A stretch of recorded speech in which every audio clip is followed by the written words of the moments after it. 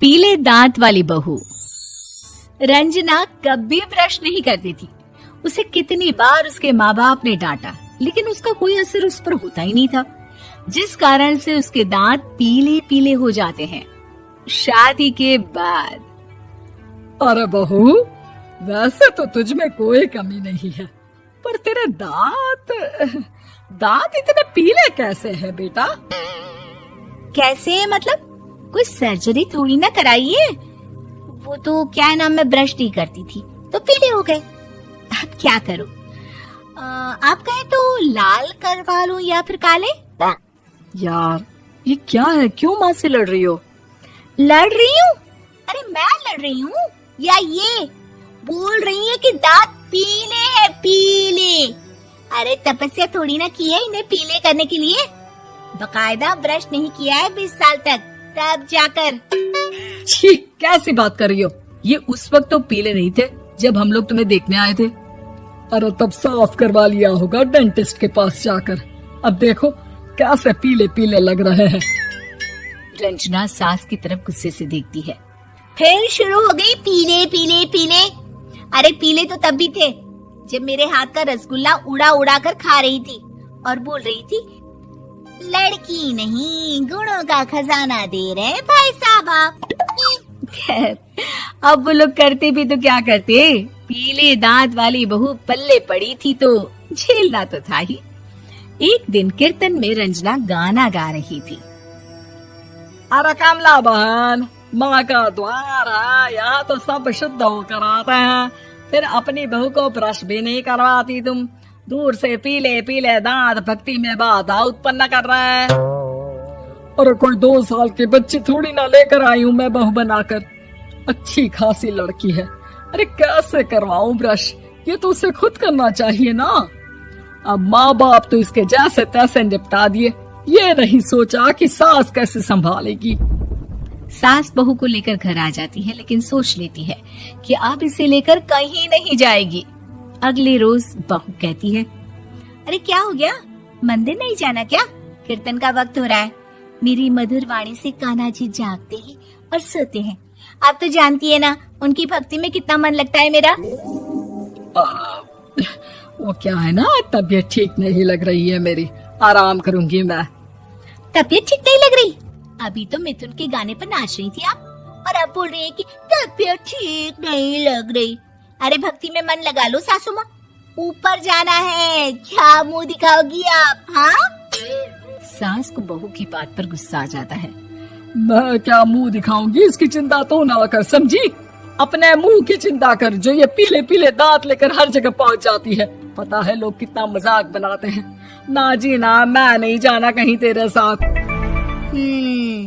तो ये बात है, कोई ना, मत जाओ, मैं अपने कमरे में ही बैठकर भक्ति कर लूंगी। ऊपर वाला दांत थोड़ी ना देखता है, मन देखता है, भावना देखता है। और अरे बस बस, तू सब कुछ दिखा, बस ये सफेद चमकदार दांत ना दिखाना किसी को, है? जा यहाँ से। बहू को सास की बात का कोई फर्क नहीं पड़ता, वो तो जैसी थी वैसी ही रह जाती है। सुबह नहाकर किचन में खाना बनाना, फिर खाना खाना, कीर्तन भजन करना और सो जाना। एक दिन, माँ जी मैं सहेली के घर जा रही हूँ, शाम को लेट आऊंगी। हाँ हाँ तो जाना, मैंने कौन सा तेरी आरती करनी है घर पर बैठकर। रंजना सहेली के घर जाती है, जहाँ वो पार्टी में जाने की तैयारी कर रही होती है। अरे शिखा, कहाँ जाने की तैयारी कर रही है? मैं गलत वक्त पर आ गई क्या? अरे नहीं यार, उल्टा सही वक्त पर आ गया। मैंने ये साड़ी और ज्वेलरी निकाली है यार, शाम को इनके ऑफिस की एक पार्टी में जाना है। बताना कैसा लग रहा है ये सब? नहीं यार, इस ड्रेस के साथ तो वो वाली ज्वेलरी अच्छी लगेगी। हाँ हाँ सही बोल रही है, मैंने ध्यान ही नहीं दिया।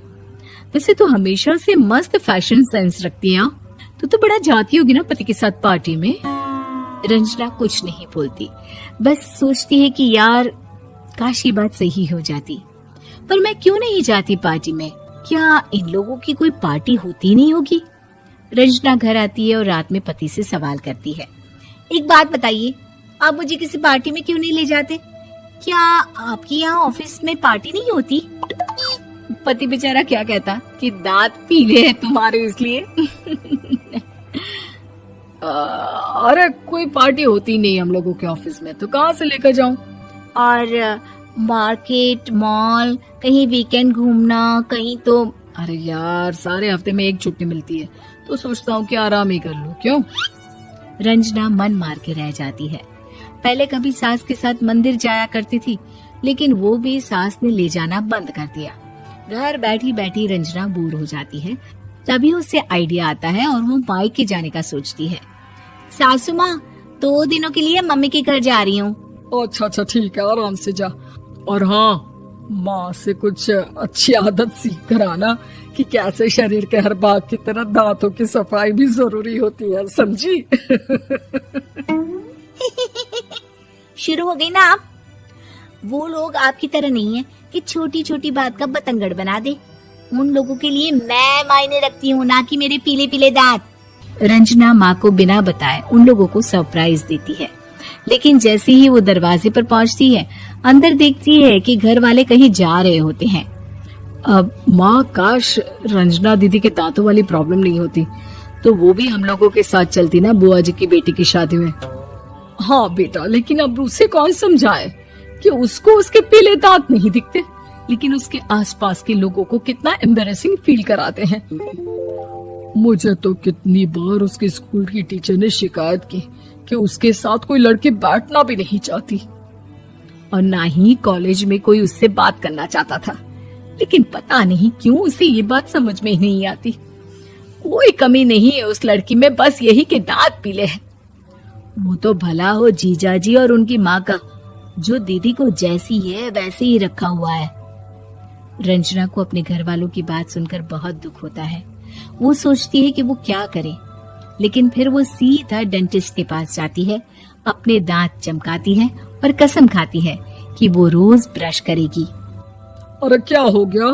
तुम तो 2 दिनों के लिए गई थी ना, पर कोई ना, अच्छा है, चलो आ गई तो। रंजना सास के सामने आकर खड़ी हो जाती है और पूरी स्माइल करती है, उसके चमकदार दांतों को दिखाती हुई। हैं? चले मंदिर। माँ, मुझे माफ कर दीजिए, मैंने आप लोगों को बहुत एम्बैरेसिंग फील करवाया। मैं आज से रोज ब्रश करूंगी।